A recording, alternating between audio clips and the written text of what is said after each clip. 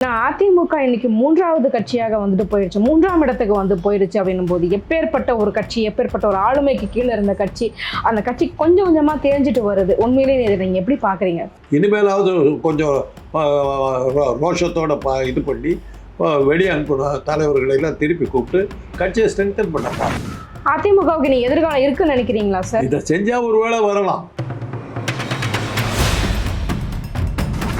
அதான் ஆதவர்ஜன் ஒரு விஷயம் சொன்னாரு, பேசுங்க பேசுங்கன்னு சிஎம்ஐ பார்த்து கேட்குறீங்க, அவர் 5 நிமிஷம் பேசுனதுக்கே குளத்தூர்ல உங்களுடைய கெதியை பார்த்தீங்கல்ல அப்படின்ற மாதிரியான விஷயங்கள்லாம் பேசுறாரு.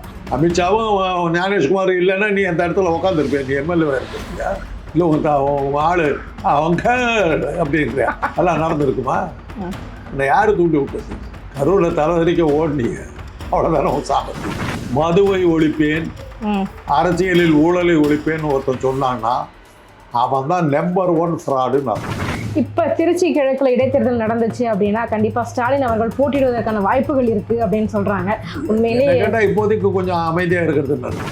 ஏன்னா இப்போ இருக்கிற ஒரு சூழ்நிலையில் அதே வேகத்தில் தான் அவன் ஓட்டு போடுவாங்க. ஞானேஷ்குமார் சும்மா விட மாட்டார், கண்டிப்பாக தோக்கடிப்பார். விட்டுக்கிட்டே போறீங்க. உலகம் உரண்டைங்கிறத கண்டுபிடிச்சதே விஜய்ங்கிறதுக்கு அப்புறம் நம்ம என்ன பண்ணுறோம்?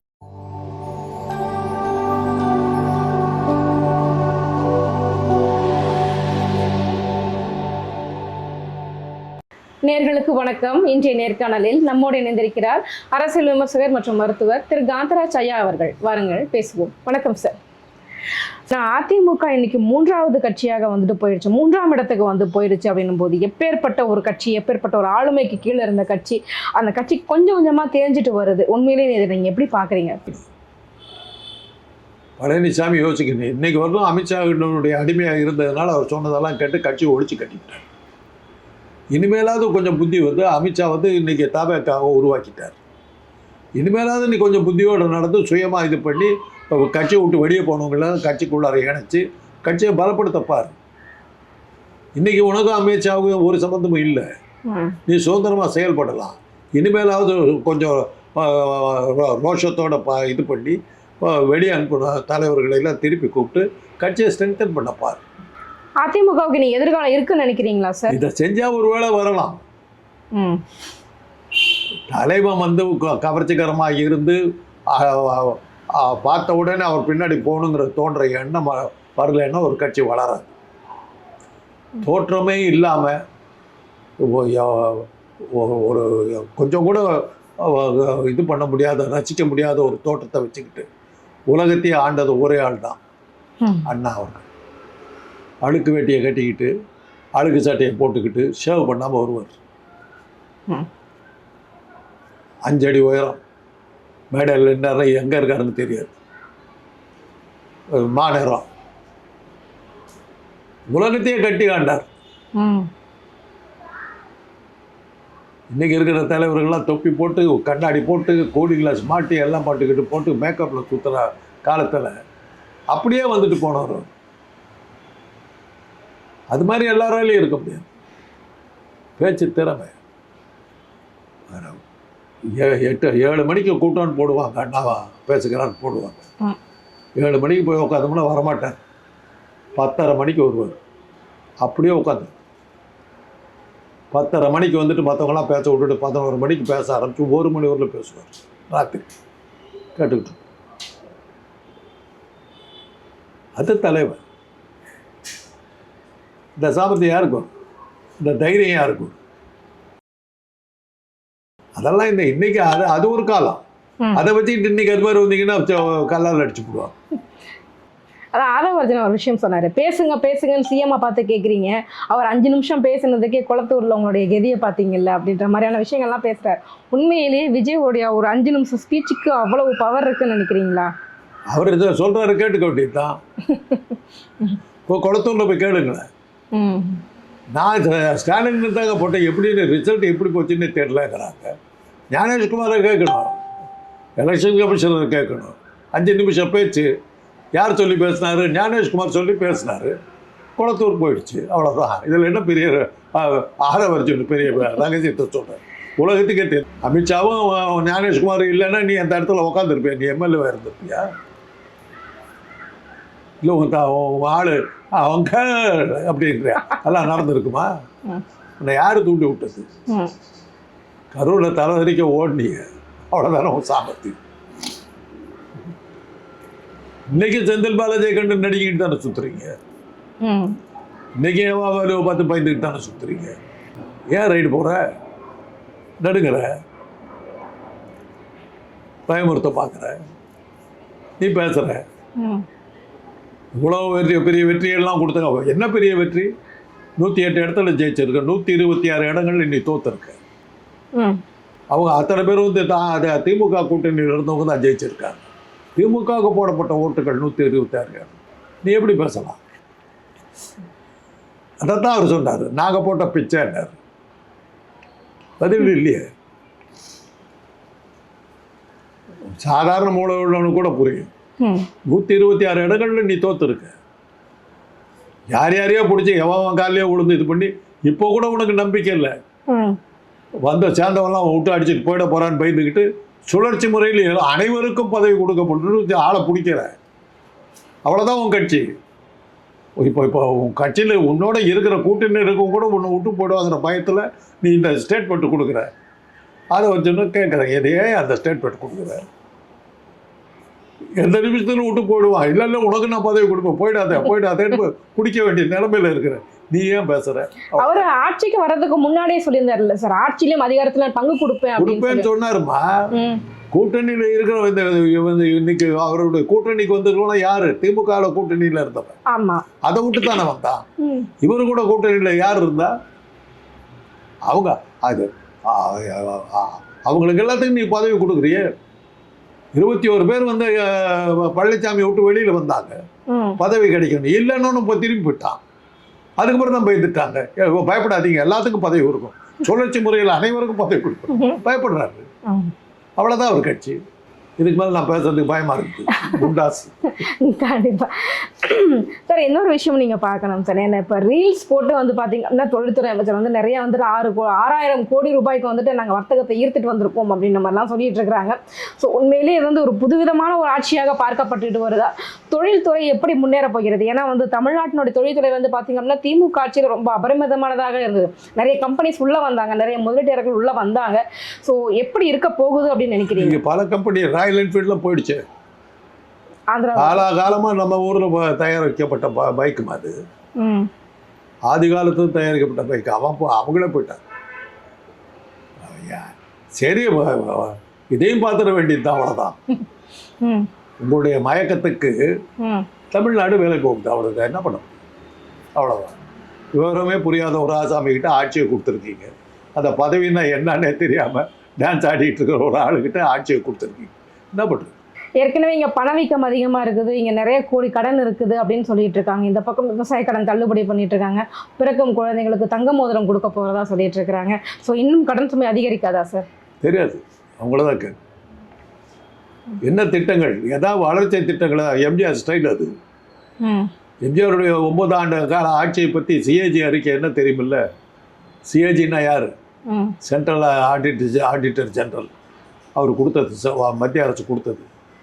9 ஆண்டு காலம் தமிழ்நாடு பின்னோக்கி சென்றது. ஒரு தொழில் வளர்ச்சி கிடையாது. தமிழ்நாடே இருளடைஞ்ச மாநிலமாக போனது 9 ஆண்டு எம்ஜிஆர் ஆட்சி காலம். இன்னைக்கு ஒரு பத்திரிகையில் அது வெளியே வருது. அதான சிஏஜி அறிக்கை. 9 ஆண்டு காலம் இருண்ட காலம் எம்ஜிஆர் ஆட்சி. இன்னைக்கு வரல, அது வெளியே வரவே இல்லை அந்த நியூஸ். என்ன எந்த ஆதாரத்தில் நான் சொல்கிறேன்னா, எங்கள் அண்ணன் தான் தொழில் அமைச்சராக இருந்தார் எம்ஜிஆர் கிட்ட. அவருடைய 9 ஆண்டு கால ஆட்சியில் அவருக்கு திறந்த ஒரே தொழிற்சாலை வேலூரில் வெடிமருந்து தொழிற்சாலை. அது ஒன்று தான் எம்ஜிஆர் செஞ்சது. லேலண்டு கம்பெனிக்காரரு எண்ணூரில் ஃபேக்ட்ரி வச்சுருக்கார். அதை விரிவுபடுத்தணுங்கிறார். நீ பெருசாக்கணும், ஒசூல் ஏது எங்கேயாவது இடம் கொடுக்கான்னு. எம்ஜிஆர் என்ன சொன்னார் தெரியுமில்ல? திருவனந்தபுரத்தில் வைங்க, அவங்க ஊரில். அது கேரளா கம்யூனிஸ்ட்டு, நாங்கள் எல்லாம் வர மாட்டேன்னு பேசாமல் இருந்துட்டார். அவர் ஆட்சி போனதுக்கு அப்புறம் தான் ஒசூலில் திறந்தார். அது ஒன்றும் திறக்க முடியல. அதுதான் எம்ஜிஆர் ஆட்சி. அதுக்கடுத்து அப்படி இப்போ ஒரு ஆளுகிட்ட சிக்கிக்கிட்டு பார்ப்போம். அதே மாதிரி பார்த்தீங்க அப்படின்னா தமிழ்நாட்டினுடைய மிகப்பெரிய ஒரு சாபக்கேடாக பார்க்கப்படுவது இந்த போதை கலாச்சாரம் அப்படின்னு சொல்லுவாங்க. குறிப்பாக அதாவது டாஸ்மார்க் ஆகட்டும், இல்லை பயன்படுத்துகின்ற போதை வஸ்துக்களாகட்டும். இப்போ ஒரு பொறுப்பேற்றமே பார்த்தீங்க அப்படின்னா கிட்டத்தட்ட 700 மதுக்கடைகள் வந்து மூடப்பட்டு விட்டது அப்படின்ற மாதிரி சொல்லியிருக்கிறாங்க. கிட்டத்தட்ட திமுகவும் அதிமுகவும் செய்யாத ஒரு விஷயத்தை வந்துட்டு இப்போ இவர் செய்யறாருன்னு எடுத்துக்க முடியும். மது இருக்காது தமிழ்நாட்டில், குறைச்சிருக்காரு. இனிமே மது இருக்காது. வெரி குட், ஒழிச்சிட்டீங்க. Very good. மதுவை ஒழிப்பேன், அரசியலில் ஊழலை ஒழிப்பேன்னு ஒருத்தன் சொன்னான்னா அவன் தான் நம்பர் 1 ஃப்ராடுன்னு அர்த்தம். அரசியலுக்கு இன்னைக்கு வர்றதே ஊழல் செய்யறதுக்கு தான். டாஸ்மாக் இன்னைக்கு அது என்னமா எனக்கு ஒன்றும் புரியல. இந்தியாவில் வேற எந்த மாநிலத்திலேயாவது மதுக்கடைகளை மூடுன்னு போராட்டம் நடக்குதா? காஷ்மீர்லேருந்து கன்னியாகுமரி வரலும் கேட்குறேன். தமிழ்நாட்டை தவிர எங்கேயாவது மக்கள் கூடி மதுக்கடைகளை மூடுன்னு போராட்டம் நடத்துகிறாங்களா? அது என்ன தமிழ்நாட்டில் மாத்திரம்? விழுப்புரத்தில் குடிக்கக்கூடாது, பாண்டிச்சேரியில் குடிக்கலாம். திருத்தணி முருகன்கிட்ட குடிக்கக்கூடாது, திருப்பதி பாலாஜியோட போய் தண்ணி அடிக்கலாம். புரியலையே. இங்கே மாத்திரம் ஏன் மாட்டை குடிக்கக்கூடாதுன்னு சொல்கிறீங்க? குடியை ஒழிச்சிட முடியுமா அவங்களால? ஒரு விஷயம் சொல்கிறோமா, என்னை பற்றிய விஷயம். படிக்கிற காலத்தில் நான் நிறைய தண்ணி அடிப்பேன். மது விலக்கு, பரிபூர்ண மது விலக்கு இருந்த காங்கிரஸ் ஆட்சி காலம். மருத்துவக் கல்லூரியில் படிக்கிறேன். சனிக்கிழமையிலையும் புதன்கிழமையிலையும் எங்கள் ஹாஸ்டலில் வந்து கோழி போடுவாங்க, சிக்கன் போடுவாங்க. ஸ்டான்லி ஹாஸ்டல் சிக்கன் வந்து உலக பிரசித்தி பெற்ற விஷயம். அதை சாப்பிட்றதுக்காக பெரிய பெரிய தலைவர்கள்லாம் வருவாங்க. அந்த சமயத்தில் எங்கள் அண்ணன் வந்து திமுகவில் பெரிய ஆளாக இருந்தார். அண்ணா என்ன சொல்லுவாருன்னா, புதன்கிழமை ஆச்சுன்னா எங்கள் அண்ணன் வந்து ப்ரெஸ் வச்சுருந்தார் மெட்ராஸில். இந்த ப்ரெஸ்ஸில் 8 மணிக்கு 7:30 மணிக்கெல்லாம் அண்ணா வந்துடுவார். அப்போ அவர் என்ன சொல்லுவார், இந்த காந்தனுக்கு சொல்லி ஸ்டான்லியிலேருந்து சிக்கன் எடுத்துகிட்டு வர சொல்லியாமல். அண்ணாவுக்காக சிக்கன் எடுத்துகிட்டு போவோமா நான்? அந்த அளவுக்கு ஃபேமஸ். அது எப்படின்னா, சிக்கன் போடுறதுனால 6 மணிக்கே ஹாஸ்டலில் நாங்கள் திறந்தோம். தாக சாந்தி பண்ணிக்கிட்டு போய் சிக்கன் சாப்பிட்டு நைட் சினிமா அப்படி போவோம். மது விலக்கு, பரிபூர்ண மது விலக்கு இருந்தப்பட்ட காலத்தில் மது விலக்கை கொண்டு வந்தாங்க. மதுவுக்கெல்லாம் வரி போட்டாங்க. நான் குடிக்கிறத விட்டுட்டேன். கட்டுப்படி ஆகல. 13 ரூபாய்க்கு வாங்கின கல்யாணி பேர் 130 ரூபான்னா கையில் இல்லைடா. அன்னைக்கு நான் குடிக்கிறது விட்டேன். கட்டுப்படி ஆகல. மது விலக்கு கொண்டு வந்ததுனால பாதிக்கப்பட்டவன் நான். குடிக்கிறது எடுத்து விட்டு தான் போச்சு. இதுதான் மது விலக்கினுடைய கதை. எங்கள் சேலத்தை பற்றி சொல்லுவாங்க, சுத்தி மலை. எந்த போலீஸுக்காரனாலே வந்து சாராயம் காய்ச்சறதை தடுக்க முடியாது. சுத்தி மலை காலையில் கெரசின் டின்னு எடுத்துகிட்டு போவாங்க, சாராயம் காய்ச்சுவாங்க, சாயந்தரம் இறங்கி வருவாங்க. வியாபாரம் யார் பண்ணுறாங்கன்னா வெளியில் சொல்லக்கூடாது. எம்ஜிஆர் ஆட்சியில் வந்து மது விலக்கு தீவிரமாக கொடுத்தார். எங்கள் அண்ணன் மந்திரி சாந்தமலை வீடு, இந்த பக்கம் ரோடு, இந்த பக்கம் ரோடு, நடுவில் எங்கள் வீடு. இந்த பக்கத்து காம்பவுண்டு பக்கத்தில் ஒரு கூட்டம் நின்றுட்டு ஒரு 10 பேர் நின்றுட்டு இருப்பாங்க. எங்கள் அண்ணன் வந்து ஒரு நாள் கேட்டார், ஒரு வாரம் பார்த்தாரு. ஒரு வாரம் கழித்து என்கிட்ட கேட்டார், என்னடா இங்கே நடக்குது? என்ன பார்த்தா ஒரு 10 பேர் நின்றுக்கிட்டே இருக்கா அப்படின்னா. சாராயம் வைத்துக்கிட்டு இருக்காங்க அது அப்படின்னு. வந்து பாரு, சாராயம் கொண்டு வந்து வச்சிருவாங்க. பின்னாடியே கடல், அங்கேருந்து சாராயத்தை கொண்டு வந்து வச்சுருவாங்க. 5 மணிக்கு யார் வந்து வாங்கி பாருங்க. வெளியில் சொல்ல முடியல. எம்ஜிஆர்கிட்ட போய் சொன்னார், என் வீட்டு பக்கத்துலேயே வைக்கிறாங்க. அப்புறம் தானே எம்ஜிஆர் இது பண்ணிட்டார், மது விலக்கு ரத்து பண்ணிட்டார். கடுவை நடத்த முடியாது. ஆனால் இந்த மதுவை ஒழிப்பேன்னு சொல்கிறவனும் அரசியலில் ஊழலை ஒழிப்பேன்னு சொல்கிறவனும் அவன் கொள்ளடிக்கிறதுக்கு முடிவு எடுத்துட்டான்னு அர்த்தம். அதுதான் அர்த்தம். இப்போ திருச்சி கிழக்குல இடைத்தேர்தல் நடந்துச்சு அப்படின்னா கண்டிப்பாக ஸ்டாலின் அவர்கள் போட்டியிடுவதற்கான வாய்ப்புகள் இருக்குது அப்படின்னு சொல்கிறாங்க. உண்மையிலேயே கேட்டால் இப்போதைக்கு கொஞ்சம் அமைதியாக இருக்கிறது நல்லது. ஏன்னா இப்போ இருக்கிற ஒரு சூழ்நிலையில் அதே வேகத்தில் தான் அவங்க ஓட்டு போடுவாங்க.